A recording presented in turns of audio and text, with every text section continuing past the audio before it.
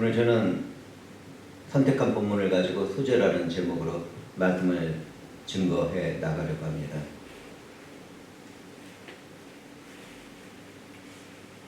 이것저것을 살펴보면 과거처럼 오늘날에도 하나님께 자원해서 감사로 드리는 예배를 드리는 사람들이 있습니다. 우리들도 성령에 매여 이 자리에 나왔지만 하나님과의 영적인 교제를 위하여 또 하나님의 사랑과 은혜를 갈망하며 소망을 품고 이 자리로 나왔습니다. 감사로 드리는 예배를 우리는 기억해야 합니다. 우리가 바로 감사로 드리는 예배의 무리이기 때문입니다. 하나님이 말씀하신 구약의 제도를 살펴보면 그 안에는 예수 그리스도와 그분 안에 살아가는 우리들의 모습이 보입니다. 특히 제사 제도에서는 예수 그리스도께서 행하실 모든 일들이 예표로 기록되어 있습니다. 그런데 어떤 사람들은 구약 성경과 신약 성경을 분리해서 생각하려고 합니다. 연관성이 없다고 생각하는 것이죠. 그런데 그렇게 하면 반드시 믿음에서 멀어지고 잘못된 길로 걸어가게 됩니다. 성령의 가르침을 따라 성경을 이해하게 되면 구약에서도 신약의 예수 그리스도를 발견하게 되고 그분만이 우리의 유일한 길이며 생명이며 진리라는 것을 고백하게 됩니다.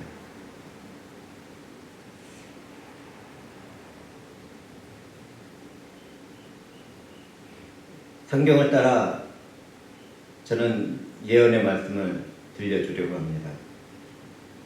앞으로 가면 갈수록 거의 모든 교회는 온전한 믿음을 상실하게 됩니다. 성경 말씀을 아는 사람들은 많아지는데 믿음으로 연결되지 않는 상태가 교회를 덮게 됩니다. 그렇기 때문에 주님이 다시 오시는 그때는 온전한 믿음을 찾아보려고 해도 찾아볼 수 없는 상태에 빠지게 되죠. 세상의 문화와 문명은 피 흘리는 사탄에게 더욱 깊이 빠지게 됩니다. 마음이 동한다고 하죠. 사탄의 영과 교제하는 사람들이 늘어나게 되고 이 세상에서 이루어져 가고 있는 발명이나 새로운 생각이나 또는 새롭게 창조되어지는 예술과 문화까지도 그 악한 영들과 함께 교류를 나누게 됩니다. 그처럼 거의 모든 인생들은 마음의 충동과 감정을 따라 살아가다가 믿음의 문 앞에서 넘어지게 됩니다. 인류가 문화와 문명을 세워나가면서 자기 자신에게 집중하는 것은 하나님을 떠나 교만해졌기 때문입니다. 이미 세상을 주도하고 있는 사탄의 영에 속하게 된 것이죠. 하나님은 그런 사람들을 있는 그대로 놔두고 잘 살아가도록 하시는데 그것은 공의로운 하나님의 심판입니다. 아름답고 풍요롭게 살아가는 것이 하나님의 공의로운 심판이라는 것을 깨닫게 된다면 이 세상은 소망이 없다는 것을 고백하게 될 것입니다.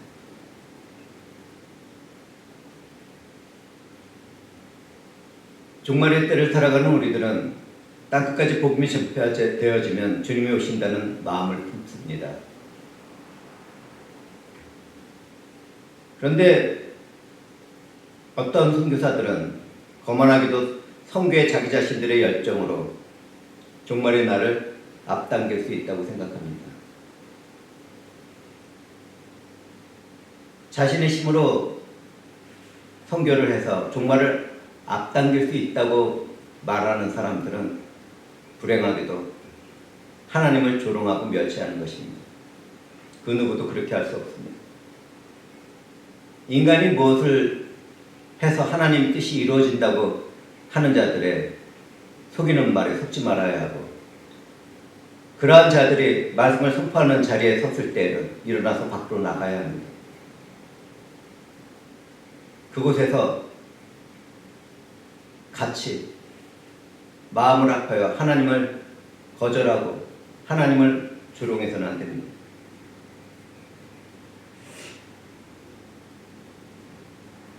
종말의 문은 주님의 승천으로 열려졌지만 그것이 성취되는 것은 하나님께 달려 있습니다. 그런데 그날의 믿음을 볼 수 있을까요? 저는 두 번에 걸쳐서 미래에는 믿음을 볼 수 없을 것이라고 말하고 있습니다. 인간의 열기로 사역이나 예배로 나가던 사람들 대부분은 나이를 먹어갈수록 믿음과 사랑과 소망을 잃어버리게 됩니다. 나이가 먹어가면 먹어갈수록 고집스러워지고 답답해지고 하나님을 떠나 생각하게 되고 자신의 생각과 마음으로 믿는 그런 어리석은 일들이 벌어지게 됩니다. 그런 일이 일어나는 것은 온전한 말씀과 성령의 인도함을 받지 않고 살아갔기 때문입니다. 인간의 열정과 열심이 그 무엇인가 할 수 있다는 데 빠져 있었기 때문에 생기는 문제가 얼마나 큰지를 우리는 알아야겠습니다. 초라하고 늙어가는 주름을 따라 고집스러운 마음의 돌밭을 가꾸게 되는 그러한 인생들은 얼마나 불행한지요. 돌밭에 떨어진 씨앗은 어떻게 됩니까? 바로 말라버리게 됩니다. 들어도 들을 수 없고 보아도 볼 수 없는 상태가 됩니다. 무엇이든지 믿음으로 자신의 삶에서 일어나는 것을 이해하려고 하기보다는 조금 더 이성적인 생각과 마음으로 그것을 이해하려고 합니다. 성령이 없기 때문입니다. 만약 내가 그런 상태에 있는 사람이라면 회개 가운데 믿음을 회복해야 하겠습니다.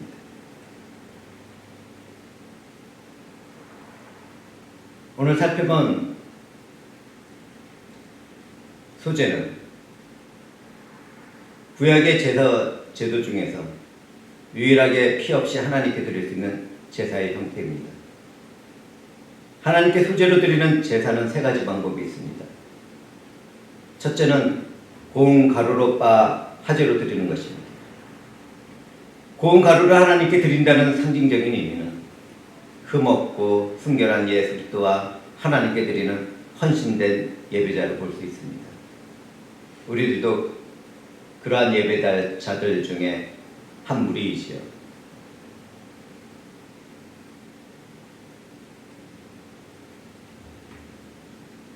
사랑하는 형제와 자매들과 저는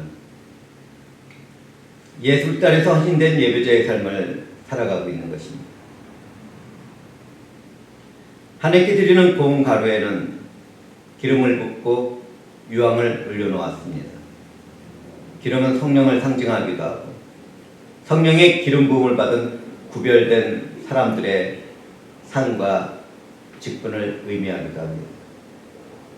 기름을 부은 고운 가루에는 유황을 올려놓았는데 유황은 성도의 기도를 상징합니다. 이것을 통해 우리는 하나님께 예배의 자리로 나가는 사람들의 모습이 어떻게 나타나야 하는지를 배우게 됩니다. 예배에 앞서 기도하는 무리가 있어야겠습니다.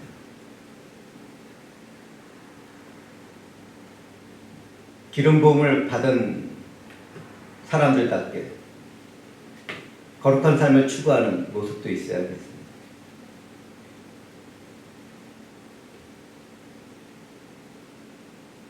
이때 소재로 드리는 제사는 화제로 드려집니다.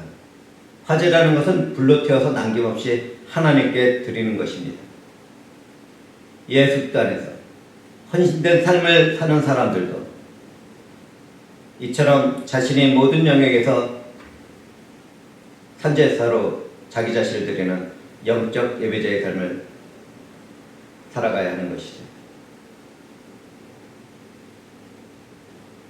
두 번째로 하나님께 드리는 방법은 누룩이나 꿀을 넣지 않고 기름을 넣거나 발라서 부어 하나님께 드립니다. 우리는 여기에서 누룩이나 꿀을 넣지 말라는 금지된 명령을 발견하게 됩니다. 성경에서 누룩은 타락한 삶이나 부패를 상징합니다. 꿀은 유혹이나 욕망을 상징하죠. 특히 누룩이나 꿀은 발효성이 강하다는 특징이 있습니다. 부패한 것이나 타락한 것, 또는 육정이나 그 밖의 욕망들이 순식간에 한 무리로 퍼져나갈 수 있다는 것을 말하고 있는 것입니다. 부패되고 정욕적인 것들이 빨리 번져나간다면 순결한 삶을 살아야 할 교회의 모습에는 어떤 영향력이 나타나겠습니까? 우리는 금지된 명령을 통해서 예배자의 삶이 어떻게 되어야 한다는 것을 생각해 보게 됩니다. 성도는 하나님 앞에서 타락하고 부패한 정욕적인 삶을 떠나도록 최선의 노력을 다해야 하겠습니다.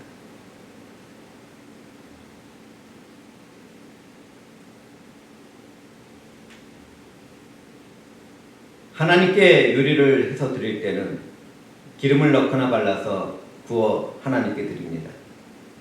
성경에서 기름은 성령을 의미한다고 앞서 말씀드렸습니다.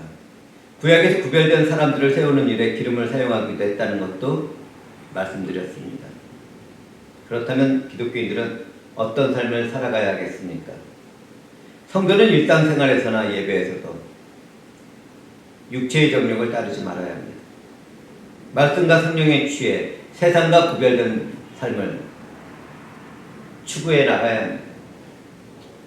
말씀과 성령에 취하게 되면 어떤 일이 일어납니까? 하나님의 하늘에서 이루신 그 뜻이 이 땅에서 이루어집니다. 죽은 생명이 살아납니다. 땅 끝까지 불같이 생명의 복음이 전파되어집니다.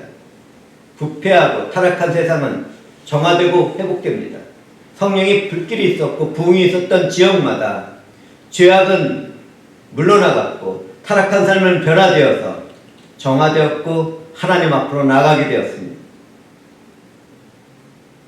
그런데 오늘날 현대에는 그러한 성령의 불길을 볼 수가 없습니다. 참으로 애통한 세대를 우리는 살아가고 있는 것입니다.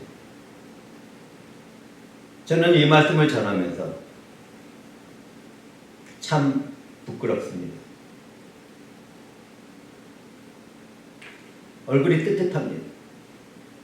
마음과 생각은 간절한데 죄의 유혹을 따르는 육신이 가끔 말을 듣지 않기 때문입니다. 앞으로도 어려운 일이 되겠지만 저는 최선을 다하여 말씀과 성령을 따라 살기를 결심하고 결단을 내려봅니다.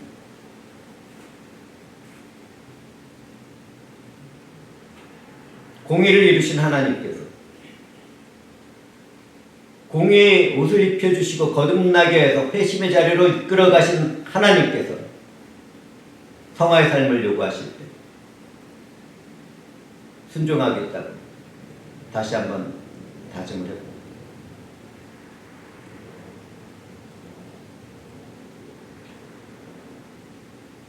세 번째로 하나님께 드리는 제사 방법은 첫 이삭을 볶아 기름을 붓고 유황을 넣어 하나님께 불살라 드리는 것입니다. 첫 이삭을 하나님께 드리는 것은 세상의 모든 것이 주 하나님 것이며 절대적인 주권 안에서 이루어진다는 것을 고백하는 의미가 있습니다. 첫 이삭을 소제물로 드려질 때에는 금지된 누룩과 꿀도 포함될 수 있습니다. 죄악된 모든 것도 하나님의 절대적인 주권 안에 있다는 것을 알도록 하시는 것이죠. 그러나 이것들은 제사장이 먹을 수 있는 목이 될 뿐이었습니다. 어떤 경우에도 누룩과 꿀은 단에 올려 하나님께 드려지는 향기로운 제물이 될 수 없었습니다. 우리는 이 말씀을 통해서 하나님의 타락과 부패, 유혹과 정욕의 일들을 얼마나 미워하고 증오하는지를 볼 수 있어야겠습니다.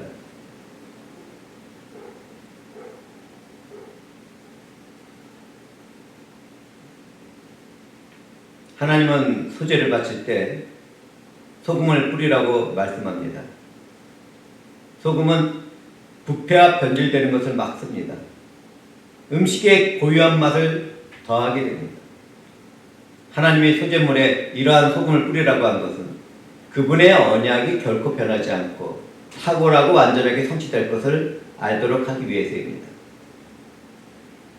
하나님의 행하시는 구원의 언약은 절대로 실패하지 않습니다. 다시 걷어들이지도 않습니다. 성경은 영원히 변치 않을 하나님의 언약을 소금 언약이라고 말합니다. 영광스럽게도 예수 안에서 의로 선택받은 우리 모두는 소금 언약의 당사자들입니다.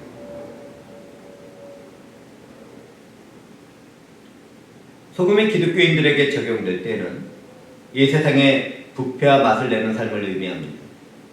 모든 기독교인들은 이 세상의 부패와 변질을 막으며 맛을 내는 소금의 역할을 감당하게 됩니다. 만약 우리들이 세상의 소금 역할을 온전하게 하지 못하게 된다면 이 세상은 어떻게 되겠습니까? 그리고 우리들은 어떻게 되겠습니까? 세상은 죄악에 깊이 잠긴 그 모습 그대로 소망이 없게 되겠죠. 그 안에서 소금의 역할을 내지 못하는 우리들도 버려져서 세상에 밟히는 인생들이 되겠죠. 저나 사랑하는 형제와 자매들이 소금의 기능과 맛을 잃어버리게 된다면 우리 주 예수 때의 영광의 빛을 가리고 그분의 이름을 더럽히게 될 것입니다. 그러므로 저나 사랑하는 형제와 자매들은 깨어 살아야 하겠습니다.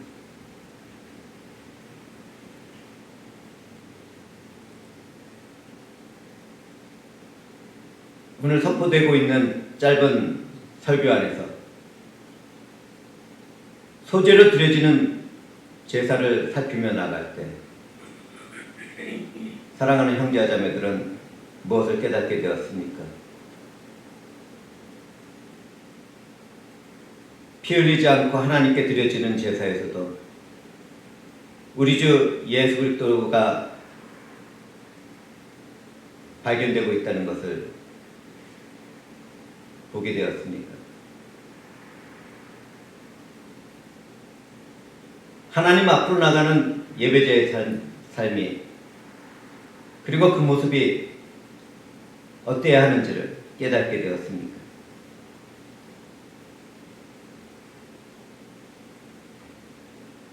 결론적으로 말하자면 하나님 앞으로 나가는 모든 예배의 삶에는 곱게 빠진 가루 부식과 같은 순결한 주님의 성품이 요구됩니다. 성령의 기름 부음을 받은 자들답게 죄악에 잠긴 세상과 구별된 삶을 추구해야 된다는 것이 요구되고 있다는 것을 알아야 합니다. 누구든지 이 세상으로부터 구별된 삶을 살아가기 위하여 말씀과 성령에 순종하게 된다면 하나님과의 깊은 영적인 교제가 일생생활에서 이루어질 것입니다. 살아계신 하나님의 말씀도 듣고 그분의 뜻하고 있는 목적과 뜻을 발견하게 됩니다. 내게 주어진 모든 환경과 일상생활에서 주 하나님의 숨결을 느끼게 될 것입니다. 이러한 것이 느껴질 때 사랑하는 형제와 자매들은 최선을 다해 기도의 삶으로 나아가야 합니다.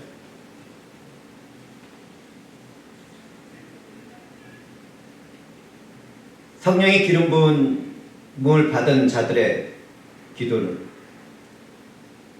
이 세상을 변화시키고 새롭게 만들 수 있습니다. 그 어떤 정치인들, 경제인들, 또 과학자들,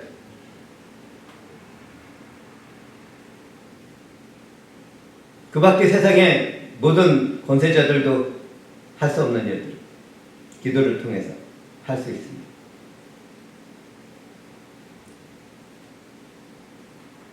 호흡이 끊어진 생명은 죽어버린 것처럼 기도를 통해 하나님과의 영적인 교제를 나누지 못한다면 영적인 생명은 끊어진 것입니다. 오늘 이 설교를 듣고 각성하게 되고 회개 가운데 믿음으로 나가게 된 분들이 계시다면 기도의 삶에 최선을 다하도록 합시다. 그 어떤 모든 것보다 우선하여 기도를 통하여 하나님 앞으로 나아가고 주 예수 그리스도의 이름으로 구하며 찾으며 간구하도록 합시다.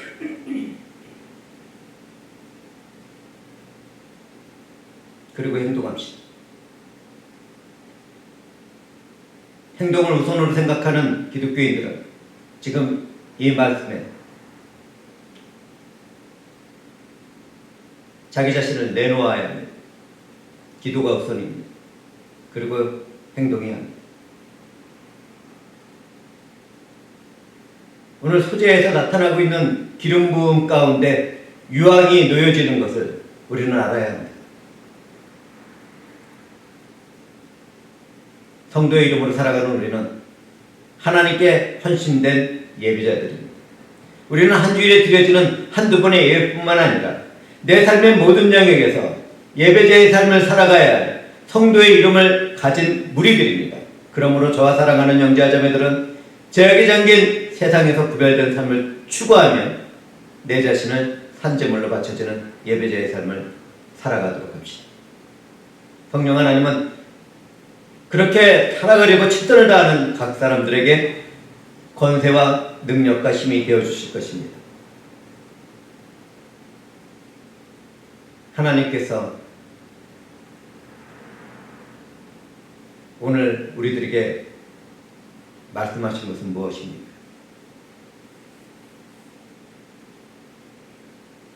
듣고 잊어버리지 마시고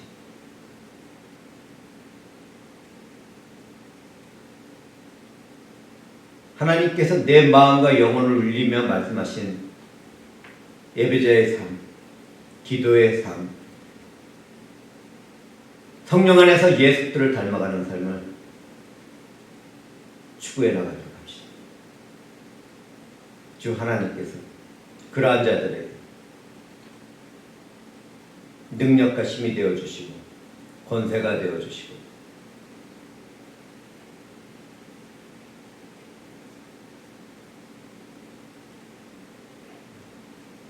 마음을 맞춘 사람들마다 깊은 교제의 삶으로 이끌어 주실 것입니다. 기도하시겠습니다. 영광이 주 하나님, 주 하나님께서 친히 말씀하셨습니다.